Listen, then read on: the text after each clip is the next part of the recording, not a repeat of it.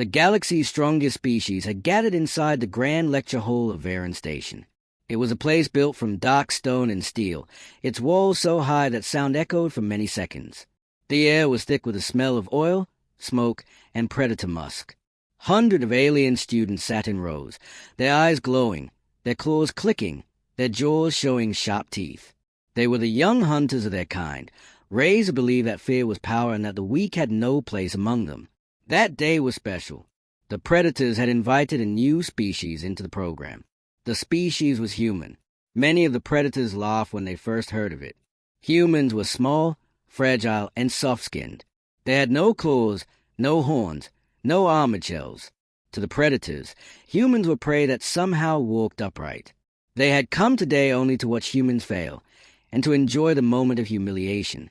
Among the humans, there were only a few brave enough to sit inside the lecture hall.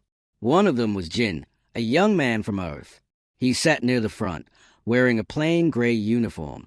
His black hair was messy, and his hands rested calmly on the desk, though his heart was steady. He did not speak much. Sitting next to him was Myra, another human student. She was nervous. Her fingers tapped the desk quickly, and her eyes kept moving toward the predators who stared at them with cruel smiles.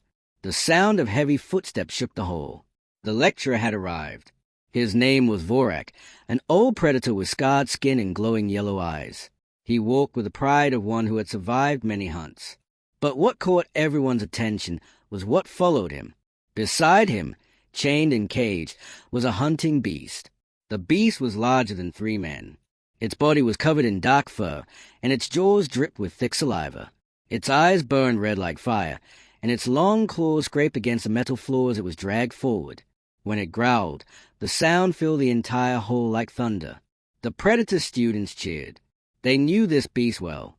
It was bred to terrify and kill. They believed no human could face it without shaking. Myra gasped and whispered to Jin, "Why would they bring that here? We should not be in this place." Jin looked at the beast but did not move. His eyes were steady, and his lips pressed into a straight line. He did not answer her. Vorak stood toward the front and raised his hand for silence. His deep voice rumbled across the hall. "Students of the galaxy," he said, "today we'll learn the true nature of fear. Fear is a chain that binds the weak. Fear is a law that separates hunter from prey. Only those who master fear can rule." The beast roared as if to agree, slamming its body against the cage. The alien students growled in excitement. All eyes turned toward the small humans in the front row. Surely they would break first. Surely their screams would prove that humans did not belong here. The beast was released. The chains rattled as a cage door opened. It stepped onto the floor, muscles rolling under its thick fur. Its head turned slowly, its nose sniffing the air. The predator students leaned forward, eager to see the first human faint. Then it happened. As the tension grew heavy, Jin slowly raised his hand. The entire hall froze. Predators tilted their heads. Humans were not supposed to speak here. Yet Jin's voice came calm and clear, cutting through the silence. "Excuse me," he said. His eyes were fixed on the lecturer. "Is it house-trained?" For a heartbeat, no one moved. No one even breathed. Myra's mouth fell open. The predators blinked in disbelief. Some thought they had misheard. The hunting beast growled, but Jin did not flinch. The hall that had expected screams now sat in silence. In that single strange question, Jin had broken the moment. He had not shown fear. He had shown something else entirely. And the predators, for the first time, did not know how to answer. The silence after Jin's question felt heavier than the growl of the beast. Hundreds of glowing eyes turned toward him. The predator students, who had expected panic, could not understand what they had just heard. A human, the smallest in the room, had spoken without shaking, without stuttering, and the words he spoke were not cries of fear but a question that sounded like a joke. Vorak's yellow eyes narrowed. His claws tapped slowly against the desk as if trying to decide whether this human was brave or foolish. "House-trained," he repeated, his deep voice echoing like thunder. "Do you mock this hall, human?" Jin did not lower his hand. His face stayed calm. "If you bring a beast inside," he said, "you should know if it makes a mess." Gasps broke through the room. The KRYNN, Tall insectoid creatures with sharp wings clicked their mandibles in confusion. The Dravoks, wolf-like hunters, snarled in anger. To them, this human's words were disrespectful. But beneath the anger, there was also something new. Curiosity. Myra tugged at Jin's sleeve, her voice a desperate whisper. "Stop. They'll kill you for this. Please, don't speak again." Her hands trembled as she pulled at him. But Jin only gave her a small smile, as if nothing dangerous were happening at all. The beast paced before the class, its claws scratching against the floor. Its burning red eyes locked on Jin. Slowly, it lowered its head, saliva dripping from its fangs. The room held its breath. Then the beast lunged. The sound was like an explosion. The alien students roared with excitement, leaning forward to see the human crushed. Myra screamed and covered her eyes. But Jin did not scream. He did not even freeze. He moved with simple ease, sliding his chair back and turning his body just enough that the beast's jaws snapped shut inches from his arm. The creature landed hard, its claws sparking against the metal floor. It spun back toward Jin, but now its movements were slower, uncertain. Jin calmly pulled his chair upright again and sat down, as if nothing had happened. The hole erupted in whispers. The predators could not believe what they saw. No human should have been able to remain so calm. No prey should have dared to sit still in front of a beast. Vorak's chest rumbled with a growl. He stared at Jin for a long moment before speaking again. "You think this is a game? You stand before death, and you laugh?" Jin looked at him and answered with quiet words. "It only has power if I let it. Fear works when you kneel to it." The predators shifted uneasily. These were not the words of prey. These were not the words of someone waiting to be broken. Even the beast seemed confused. It circled, its tail lashing against the floor, but its eyes no longer burned with pure rage. Something in the human's calm gaze unsettled it. Myra lowered her hands from her face and looked at Jin with wide eyes. "How? How can you do this?" she whispered. Jin turned to her, his voice still steady. "Because fear is like a throne," he said softly. "It only rules if you let it sit above you. I don't give it that seat." Around them, predator students muttered. Some hissed with anger, saying the human insulted their traditions. Others stared at him with strange respect. For the first time, they saw something beyond soft skin and weak bones. They saw spirit. Vorak's eyes narrowed further. He did not roar, but the silence of his voice was more dangerous. "We shall see, human," he said at last. "We shall see if your spirit can stand when tested again." The beast growled, but it did not lunge this time. Instead, it stepped back slowly, as if uncertain. The predators who had once laughed at humans now looked at Jin with a new thought rising in their minds. Could it be that humans were not here to fail? Could it be that humans had something they had never understood before? The silence of the hole was no longer filled with mockery. It was filled with questions. And in that silence, for the first time, the predators began to feel something they had never expected to feel toward humans. Respect.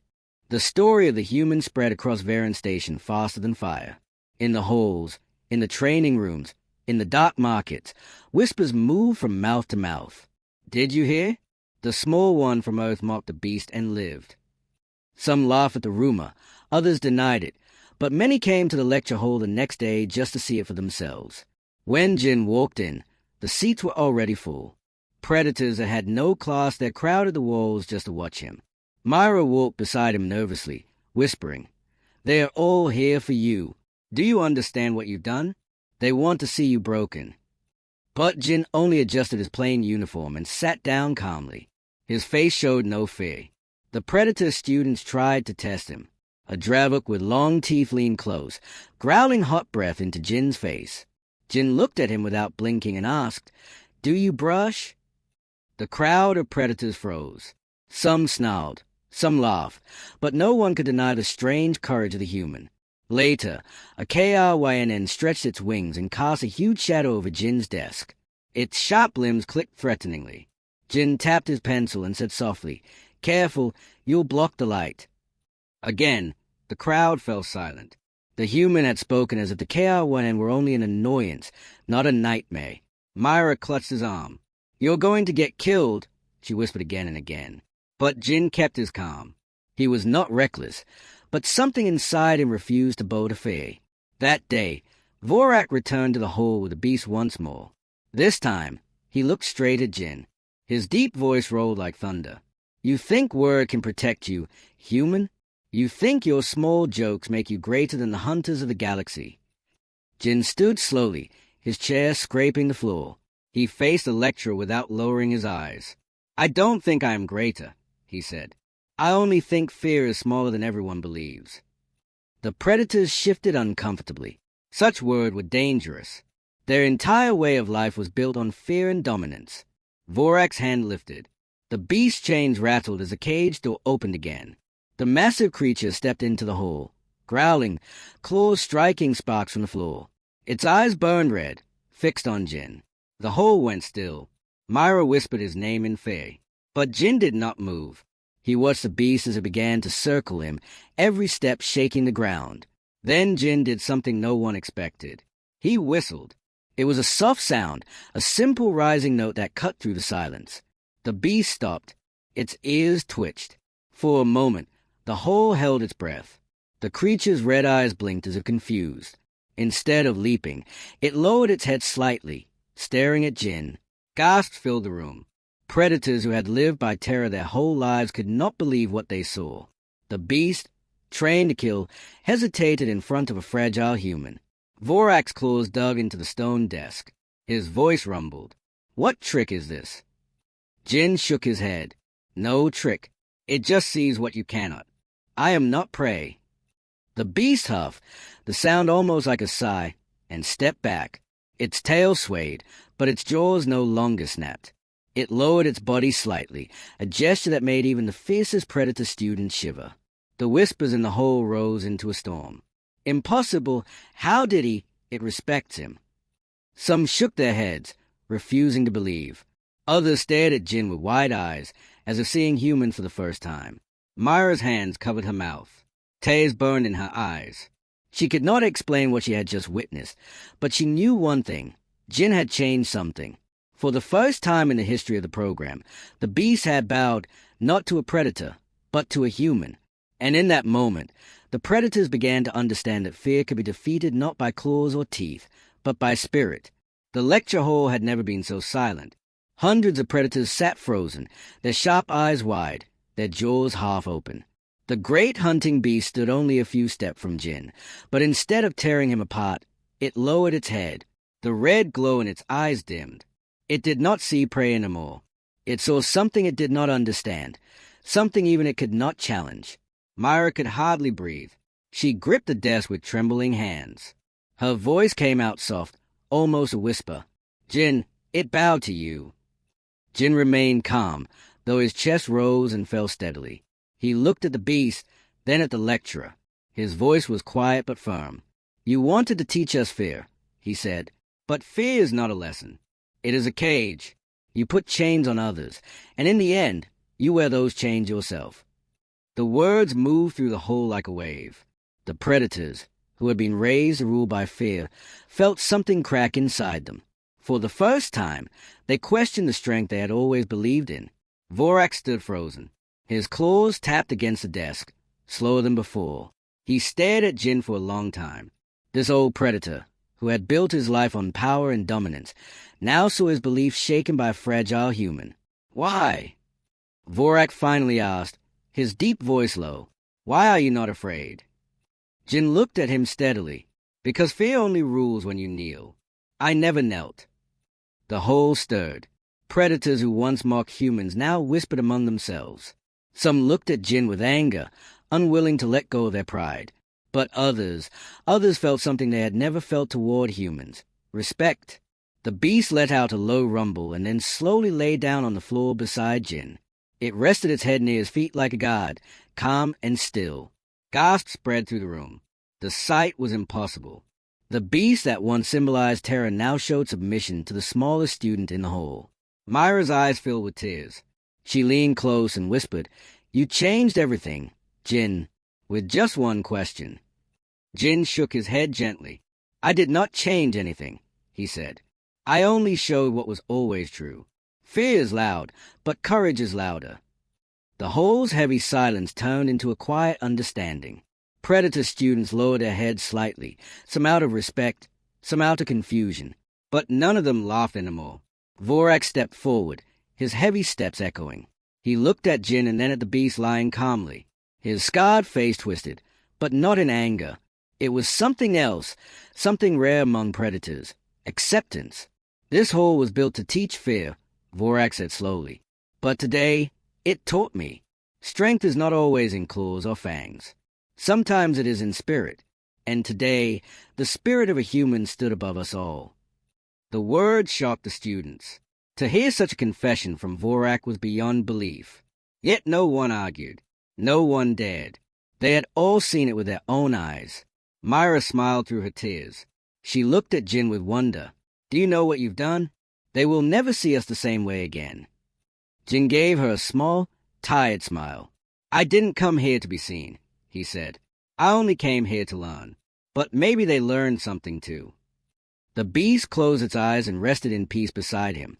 The predators in the hole slowly began to rise, their eyes no longer mocking but filled with quiet respect. That day, on Varen Station, the galaxy's strongest hunters learned a truth they had never known.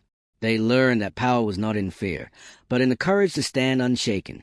And from that day forward, no one looked at humans as prey again.